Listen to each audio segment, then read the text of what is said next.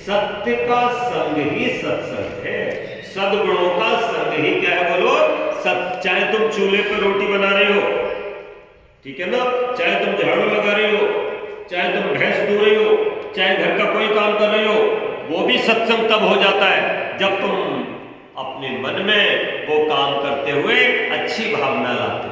बुरी भावना नहीं लाते, तो वो तुम्हारा सत्संग हो रहा है। झांझ मझीरा हो तो कोई बुरी बात नहीं है, जैसे ढोलक बजाना कोई अच्छी बात है, बुरा थोड़ी है, लेकिन ढोलक तो बज रही है और गाना भी गा रहे हैं पर मन में पवित्रता नहीं है, तो फिर बोले ये सत्संग नहीं है। आप चाहे घर में भी, अच्छा कई बार हम लोग ये सोचते हैं कि झाड़ू लगाना थोड़ी सत्संग है, ये सोचते नहीं सोचते, ये आचार्य ने बढ़िया है झाड़ू लगा तो सत्संग बता रहे, ऐसा भी बोलते ना कई बार। और कई बार भैंसिया दूधना कोई सत्संग है, अरे भैंसिया दूध ना देगी तो बोलो चाय कैसे पियोगे, बट्टा कैसे पियोगे, और भैंसिया दूधने के लिए उसको सानी करनी पड़ेगी, और सानी करने के लिए चारा खेत से लाना पड़ेगा, चारा खेत से लाने के लिए खेत जोतना पड़ेगा, तो ये खेत जोतने से लेकर के चारा लाने से लेकर के भैंस का दूध निकालने तक सब सत्संग है,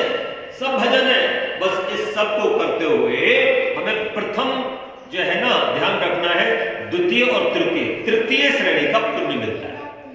तृतीय श्रेणी का पुण्य तीन प्रकार के हो गए, प्रथम श्रेणी का पुण्य, दूसरी श्रेणी का पुण्य और तीसरी श्रेणी का पुण्य। जब हम अपने घर के काम करते हैं, व्यापार आदि करते हैं, सब कुछ करते हैं, आते जाते खाते पीते जो कुछ भी करते हैं वो सब करते हैं, और उस सबको करते हुए हम हमेशा इस बात का ध्यान रखते हैं कि हमारे किसी काम से किसी दूसरे को नुकसान न हो, किसी दूसरे की हानि न हो, मन में कोई बुरा भी विचार नहीं आता, निंदा चुगली ईर्ष्या द्वेष इन सब से हम जब दूर होकर के काम करते हैं तो हमें तीसरी श्रेणी का पुण्य मिलता है। ये भी भगवान ने कहा सत्संग है पर तीसरे दर्जे का है, थर्ड डिवीजन पास हो गए, पास तो हो गए पर थर्ड डिवीजन पास हो गए। बोले सेकंड डिवीजन क्या होता है, बोले सेकंड डिवीजन ये होता है कि भाई तुम वृक्ष लगाओ,